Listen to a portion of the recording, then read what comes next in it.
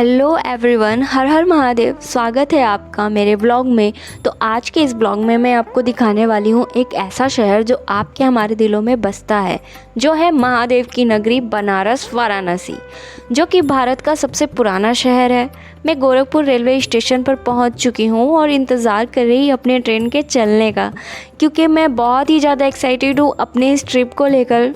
तो मैंने गोरखपुर से पकड़ी गोरखपुर टू वाराणसी इंटरसिटी, जो कि मैं अपने दोस्त के साथ जा रही हूँ, उसी की फैमिली के साथ रहने वाली हूँ मैं वहाँ। मुझे सी ऑफ करने आया है मेरा छोटा भाई। और फिर कुछ ही देर के बाद शुरू हुआ हमारा सफ़र और मैं बहुत ही ज़्यादा खुश थी क्योंकि मैं आगे बनारस को एक्सप्लोर करने वाली हूँ और आपको भी दिखाने वाली हूँ। ट्रेन लेट थी और बहुत ही लेट थी और मैं हो गई थी पूरी तरह से बोर। नींद आई, सो लिया, लेकिन किसी तरह दोस्तों हम बनारस पहुंच ही गए और मेरी एक्साइटमेंट दोगुनी हो गई। फिर हम बाहर निकले और ये है स्टेशन का नज़ारा। बहुत ही ज़्यादा शांति थी और बहुत ही ज़्यादा अच्छा फील हो रहा था, बिल्कुल ही गुड वाइब्स आ रही थी।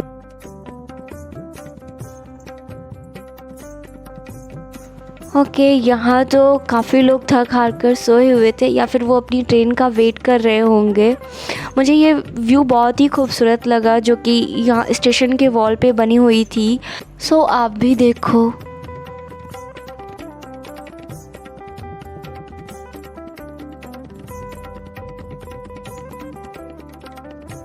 फिर हम स्टेशन से पहुँचे घर और अगली सुबह मैंने बनाई अपनी स्पेशल चाय।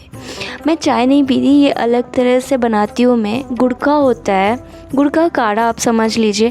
मुझे ये बहुत पसंद है, तो रोज़ सुबह मेरी इसी से होती है। फिर मिली है कान्हा से, जो है फैमिली का सुपरस्टार। इनकी एक हंसी तो दिन भर की किसी की भी थकान मिटा दे, किसी की नज़र ना लगे। God bless baby. और ये हैं भैया, जो कि कैमरा शाय हैं लेकिन भाभी की हेल्प कर रहे हैं खाना बनाने में। मोस्टली ये किचन में ना हेल्प करने आ ही जाते हैं, जैसा कि आप देख सकते हैं कितनी शिद्दत से लहसुन काट रहा है भैया। और फिर आती हैं भाभी और मैं चली इनके पीछे। भाभी भैया ने मेरा बहुत ख्याल रखा। दे वर सो हम्बल एंड केयरिंग। और आप फिर से देखो हमारे कान्हा को, इन्हें तो छोड़ के कहीं जाने का मन ही नहीं कर रहा था। बस मन कर रहा था ना मैं दिन भर इनको अपने साथ लिए घूमते फिरूं। मैं इन्हें गोरखपुर जाके बहुत ही ज़्यादा मिस करने वाली हूँ।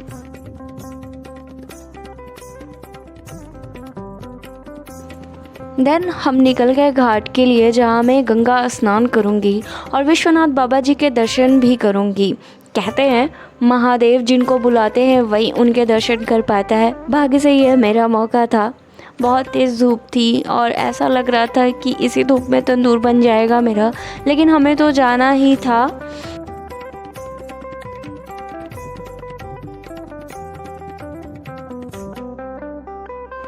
रास्ते में पड़ा बनारस हिंदू यूनिवर्सिटी।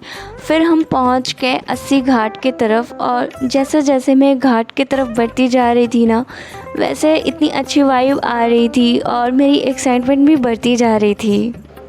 यहाँ पे लोग गंगा जी को बस नदी नहीं मानते हैं, गंगा माँ को देवी की तरह पूजा करते हैं। माँ गंगा को बहुत पवित्र माना जाता है। बनारस की गंगा आरती बहुत फेमस है, ये आप जानते ही होंगे, लेकिन ये मैं आपको नेक्स्ट व्लॉग में दिखाऊंगी।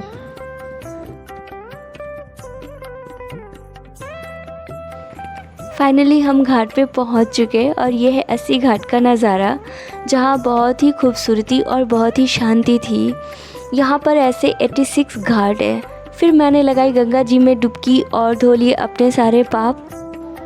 यहाँ देश भर से लोग आते हैं और गंगा स्नान कर अपने शरीर मन को पवित्र करते हैं।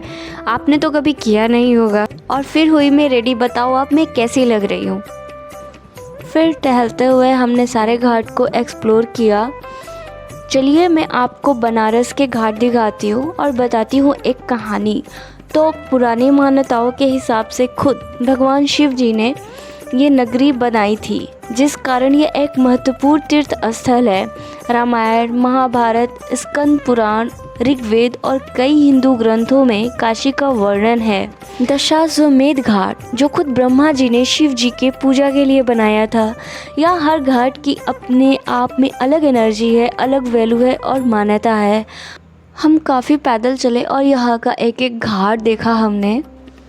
कुछ घाट बहुत फेमस हैं जैसे अस्सी घाट, दशाश्वमेध घाट, मणिकर्णिका घाट, राजेंद्र प्रसाद घाट और नमो घाट, जिसमें से 2 घाटों पर दाह संस्कार किया जाता है, एक मणिकर्णिका घाट और दूसरा हरिश्चंद्र घाट।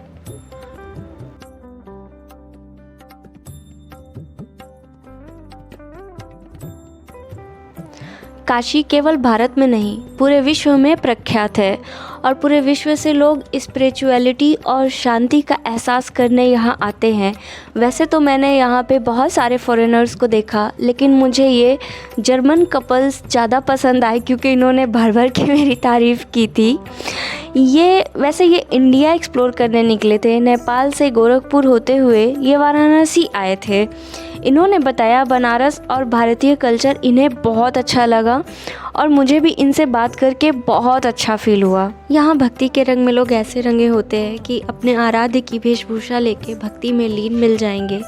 काशी के बच्चे बच्चे में भक्ति की भावना बहती है, जैसे कि घाट पे नन्हा बालक जिसने स्वयं खुद को शिव की तरह वेशभूषा बनाकर भक्ति का प्रदर्शन कर रहा था। यही इनकी भक्ति भी है और यही इनकी जीविका भी है। और चलते चलते मैं पहुंच गई गंगा द्वार के तरफ। इस कॉरिडोर से हम अंदर जाएंगे और करेंगे बाबा विश्वनाथ के दर्शन। ये गेट नंबर 3 है जो गंगा के किनारे है। आपको दिखाते हुए चलूँगी और साथ चलते हुए हम बात करेंगे काशी के इतिहास की। तो मैंने प्रसाद ले लिया, तो चलिए अब आगे बढ़ते हैं, चलते हैं बाबा के दर्शन करने। तो ये हम सब जानते हैं काशी पूरी दुनिया की सबसे पुरानी सिटीज़ में से एक है। यहाँ बहुत सारे राजवंशी का इतिहास है, लेकिन 12वीं शताब्दी में मुग़लों द्वारा काशी में बहुत आक्रमण हुए और बहुत सारे मंदिरों को तोड़ा गया, विनाश किया गया। यहाँ बहुत सारे शिव मंदिर हैं, हर घाट पे शिवलिंग ही शिवलिंग, और काशी विश्वनाथ भारत के 12 ज्योतिर्लिंगों में से एक है। यह मंदिर कई बार टूटा और बना, लेकिन 18वीं शताब्दी में महारानी अहिल्याबाई होलकर ने इस मंदिर का पुनर्निर्माण किया। काशी विश्वनाथ भारत के मुख्य तीर्थ स्थलों में से एक है। फिर हम अंदर पहुंच गए और हमने देखा भीड़ बहुत कम थी, हमें लंबी लाइनों में खड़ा नहीं होना पड़ेगा। और फिर हमने सबमिट किया फ़ोन और पर्स, जो कि निःशुल्क थी। आप फ्री में यहाँ पे फ़ोन पर्स जमा कर सकते हैं दर्शन से पहले, वो भी सेफली। फिर मैंने दर्शन किया। भगवान भोलेनाथ की कृपा से दर्शन बहुत ही जल्दी हो गया और ये दर्शन के बाद का सीन है। यहाँ भक्तों की इतनी भीड़ होती है कि बाबा के दर्शन के लिए 3-4 घंटे लग ही जाते हैं, लेकिन भाग्य से हमें बिल्कुल ही भीड़ का सामना नहीं करना पड़ा। बहुत से लोग VIP एंट्री लेकर दर्शन करते हैं, मुझे ये सही नहीं लगता, लेकिन अगर आपके साथ बूढ़े बुजुर्ग हो तो आप क्या करोगे, फिर करना ही पड़ता है। तो दोस्तों, अगर आपको दर्शन करने हो तो गंगा द्वार सबसे बेस्ट है। ये गेट नंबर 3 है। आप सेफली अपना फ़ोन पर्स रखकर आराम से दर्शन कर सकते हैं और यहाँ से मंदिर की अच्छी फ़ोटोज़ और वीडियोज़ भी ले सकते हैं। जगह जगह पर पीने का पानी और वॉशरूम की व्यवस्था भी है। तो ये व्लॉग मेरा यही समाप्त होता है। बनारस को और एक्सप्लोर करेंगे मेरी नेक्स्ट व्लॉग में। अगर आप मेरी वीडियो देख रहे हैं और आप बनारस आए हैं या आने वाले हैं तो आप अपने एक्सपीरियंस कमेंट सेक्शन में ज़रूर बताएं। आपको मेरा व्लॉग पसंद आए तो लाइक सब्सक्राइब ज़रूर से कर देना। आपके सपोर्ट की मुझे बहुत ज़रूरत है। Thanks for watching.